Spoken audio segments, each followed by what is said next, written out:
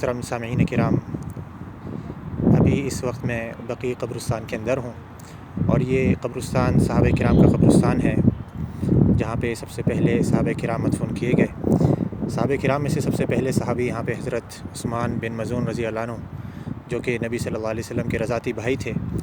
مہاجروں میں سے سب سے پہلی ہستی ہیں جو یہاں پہ مدفون کیے گئے۔ اور اسی طریقے سے انصار میں سے، یعنی کہ جو مدینے والے تھے، ان میں سب سے پہلے صحابی یہاں پر مدفون ہونے والے اسعد بن زرارہ نامی صحابی ہیں جو یہاں پہ مدفون کیے گئے۔ ان کے بعد تقریباً 10,000 صحابہ کرام اس قبرستان کے اندر دفن کیے گئے۔ نبی صلی اللہ علیہ وسلم اس قبرستان کی اکثر و بیشتر زیارت کرتے تھے، اور آپ صلی اللہ علیہ وسلم یہاں پر آتے تو صحابہ کرام کو بھی اور خود بھی نبی صلی اللہ علیہ وسلم یہ دعا پڑھنے کا کہتے کہ یہ دعا پڑھی جائے قبر والوں کے لیے: السلام علیکم اہل الدیار من المؤمنین والمسلمین